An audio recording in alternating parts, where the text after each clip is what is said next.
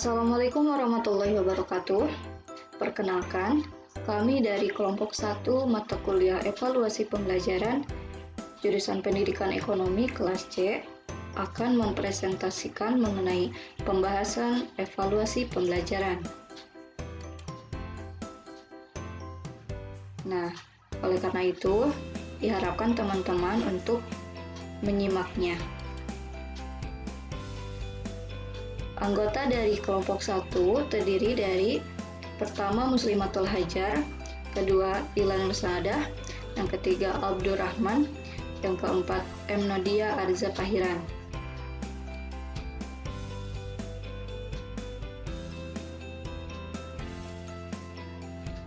Nah, di sini kami akan menjelaskan mengenai pengertian evaluasi pembelajaran, ruang lingkup evaluasi pembelajaran, ciri-ciri evaluasi pembelajaran, metode evaluasi pembelajaran, tujuan dan fungsi evaluasi pembelajaran, prinsip evaluasi pembelajaran, jenis-jenis evaluasi pembelajaran, sasaran evaluasi pembelajaran, klasifikasi evaluasi pembelajaran, serta prosedur dasar evaluasi pembelajaran. Baik, untuk mempersingkat waktu, kita mulai. Yang pertama, apa sih evaluasi pembelajaran itu? Evaluasi pembelajaran adalah proses sistematis yang dilakukan untuk menentukan tingkat pencapaian tujuan pembelajaran yang telah ditentukan.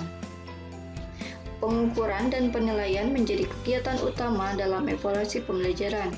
Singkatnya, evaluasi pembelajaran adalah proses penentuan nilai kinerja. Evaluasi pembelajaran merupakan satu kompetensi profesional seorang pendidik. Kompetensi tersebut sejalan dengan instrumen penilaian kemampuan guru, yang salah satu indikatornya adalah melakukan evaluasi pembelajaran. Dalam pembelajaran, tentunya perlu dilakukan sebuah evaluasi agar tercapainya suatu keberhasilan dalam pembelajaran. Evaluasi biasanya identik dengan ujian. Tes atau ujian adalah pemberian suatu tugas atau rangkaian tugas dalam bentuk soal atau perintah yang harus dikerjakan oleh peserta didik. Penilaian atau asesmen berarti menilai sesuatu, baik yang dapat diimplementasikan dalam angka maupun bukan angka. Menilai itu sendiri berarti mengambil keputusan terhadap sesuatu dengan mengacu pada ukuran tertentu, seperti menilai baik atau buruk, sehat atau tidak, pandai atau bodoh, tinggi atau rendah. Sedangkan pengukuran atau measurement adalah suatu proses untuk menentukan kuantitas daripada sesuatu. Sesuatu itu bisa berarti peserta didik, strategi pembelajaran, sarana prasarana sekolah, dan sebagainya. Selanjutnya, yaitu ruang lingkup evaluasi pembelajaran. Ruang lingkup yang dimaksud adalah aspek-aspek apa saja yang akan dievaluasi. Dalam mengevaluasi program evaluasi pembelajaran, aspeknya bisa mencakup aspek murid, guru, fasilitas, dan sebagainya. Evaluasi terhadap masing-masing aspek tersebut harus lengkap dan sistematis. Dikatakan evaluasi yang lengkap apabila menyangkut segala aspek yang lengkap dan menyangkut segala aspek kehidupan masyarakat dan sekolah yang berpengaruh terhadap pertumbuhan murid dan guru. Selanjutnya, apa ciri-ciri evaluasi pembelajaran? Nah, di antaranya, pertama, evaluasi pembelajaran dilakukan secara langsung. Kedua, penilaian evaluasi pembelajaran menggunakan ukuran kuantitatif. Ketiga, penilaian menggunakan unit untuk satuan yang tetap. Keempat, penilaian pendidikan bersifat relatif. Yang kelima, adanya kesalahan dalam kegiatan penilaian.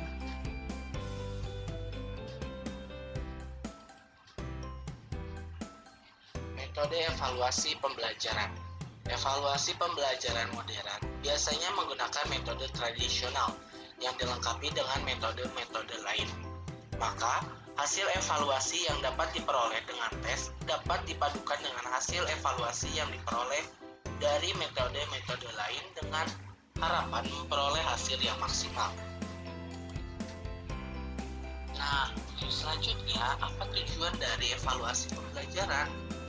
Tujuan evaluasi pendidikan adalah untuk mengetahui apakah proses pembelajaran berjalan dengan baik atau tidak.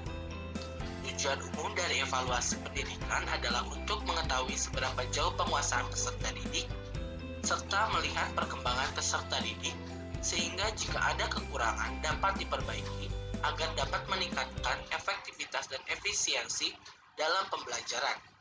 Sedangkan tujuan khusus dari evaluasi pembelajaran yaitu untuk merangsang apa saja faktor keberhasilan serta faktor penghambat pembelajaran bagi peserta didik. Fungsi-fungsi evaluasi pembelajaran. Bila dilihat secara keseluruhan, maka fungsi evaluasi dibagi menjadi 3. Yang pertama, yaitu untuk mengetahui kedudukan peserta didik di antara teman-temannya. Apakah ia termasuk anak yang pandai, sedang, atau kurang. Fungsi evaluasi yang kedua, yaitu untuk mengetahui taraf kesiapan peserta didik dalam menempuh program pendidikannya. Fungsi evaluasi yang ketiga, yaitu untuk membantu dalam memberikan bimbingan dan seleksi, baik dalam rangka menentukan jenis pendidikan, jurusan, maupun kenaikan tingkat atau kelas.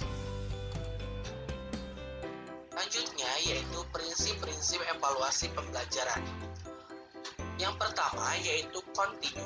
Evaluasi tidak boleh dilakukan secara insidental karena pembelajaran adalah proses yang berkelanjutan. Fungsi yang kedua yaitu kooperatif, di mana diperlukan adanya kerjasama untuk menciptakan evaluasi pembelajaran yang dapat efisien. Prinsip yang ketiga yaitu komprehensif. Dalam melakukan evaluasi, guru harus mengambil seluruh objek sebagai bahan evaluasi. Yang keempat, adil serta objektif. Evaluasi pembelajaran harus adil. Guru hendaknya bertindak secara objektif sesuai dengan kemampuan peserta didik. Yang kelima yaitu praktis, artinya mudah dipahami baik oleh guru yang menyusun alat evaluasi dan orang lain yang akan menggunakan alat tersebut.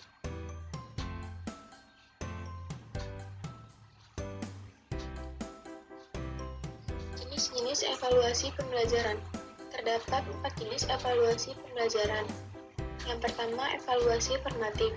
Evaluasi yang ditujukan untuk memperbaiki proses belajar mengajar. Evaluasi formatif ini dilaksanakan setelah menyelesaikan 1 unit pembelajaran.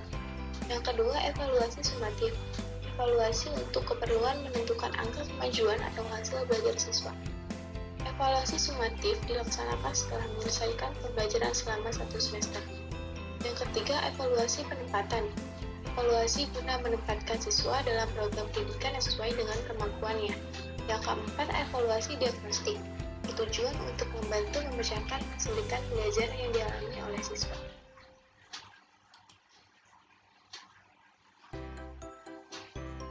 Selanjutnya, sasaran evaluasi pembelajaran. Sasaran evaluasi pembelajaran adalah aspek-aspek yang terkandung dalam kegiatan pembelajaran meliputi tujuan pembelajaran dan juga unsur-unsur dinamis pembelajaran seperti pesan, orang, bahan, alat, teknik, dan latar.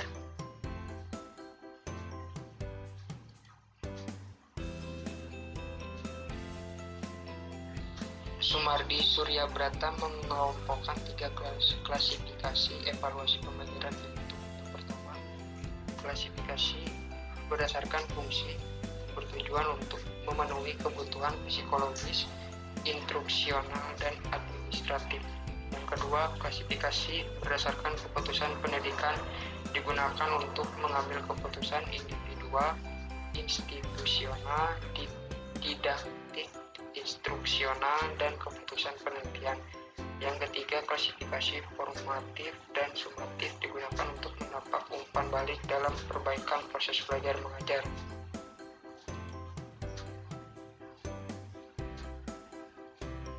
Prosedur dasar evaluasi pembelajaran ialah sebagai berikut. Yang pertama, membuat perencanaan dasar evaluasi berupa menyusun visi-misi dan uji coba. 2. Pelaksanaan evaluasi. Ketiga, pengolahan data. 4. Penafsiran hasil evaluasi. 5. Laporan evaluasi. Dua uji coba yaitu jika soal dan perangkatnya sudah disusun dengan baik, maka perlu diuji cobakan terlebih dahulu di lapangan. Tujuannya untuk melihat soal-soal mana yang perlu diubah, diperbaiki, bahkan dibuang sama sekali. Soal yang baik adalah soal yang sudah mengalami beberapa kali uji coba dan revisi yang didasarkan atas analisis empiris dan rasional. Hal ini dimaksud untuk memperbaiki kelemahan-kelemahan setiap soal. Kedua, pelaksanaan evaluasi pembelajaran. Pelaksanaan evaluasi artinya bagaimana cara melaksanakan suatu evaluasi, baik melalui tes atau tertulis, lisan maupun perbuatan, maupun melalui non-tes. Dalam pelaksanaan evaluasi, guru harus memperhatikan kondisi tempat tes diadakan. Tempat ini harus terang dan enak dipandang, serta tidak menakutkan sehingga peserta didik tidak takut dan gugup. Yang ketiga, pengolahan data, yaitu setelah semua data kita kumpulkan, baik data itu dari kita langsung yang mengadakan kegiatan evaluasi maupun dari orang lain yang mengevaluasi orang yang kita maksud. Data tersebut harus diolah. Mengolah data berarti memberikan nilai dan makna kepada peserta didik mengenai kualitas hasil pekerjaannya. Dalam pengolahan data biasanya sering digunakan analisis statistik, terutama jika bertemu dengan data kuantitatif, yaitu data-data yang berbentuk angka-angka. Yang keempat, penafsiran hasil evaluasi. Penafsiran terhadap suatu hasil evaluasi harus didasarkan atas kriteria tertentu yang disebut norma. Bila penafsiran data itu tidak berdasarkan kriteria atau norma tertentu, hanya berdasarkan pertimbangan pribadi dan kemanusiaan, maka termasuk kesalahan yang besar. Ada dua jenis penafsiran data, yaitu penafsiran kelompok dan penafsiran individual. Penafsiran kelompok adalah penafsiran yang dilakukan untuk mengetahui karakteristik kelompok berdasarkan data hasil evaluasi, antara lain prestasi kelompok, rata-rata kelompok, sikap kelompok, dan distribusi nilai kelompok. Sedangkan penafsiran individual adalah penafsiran yang hanya tertuju kepada individu saja, misalnya dalam kegiatan bimbingan dan penyuluhan atau situasi klinis lainnya. Yang kelima, laporan evaluasi. Semua kegiatan dan hasil evaluasi harus dilaporkan kepada berbagai pihak yang berkepentingan, seperti kepala sekolah, pemerintahan, dan peserta didik itu sendiri. Hal ini dimaksud agar hasil yang dicapai peserta didik dapat diketahui oleh berbagai pihak dan dapat menentukan langkah selanjutnya. Di samping itu, laporan juga penting bagi peserta didik itu sendiri agar ia mengetahui kemampuan yang dimilikinya. Dan atas dasar itu, ia menentukan kemana arah yang harus ditempuhnya serta apa yang harus dilakukannya. Sekian presentasi dari kami. Mohon maaf jika terdapat banyak kesalahan dan kekurangan. Terima kasih atas perhatiannya. Wassalamualaikum warahmatullahi wabarakatuh.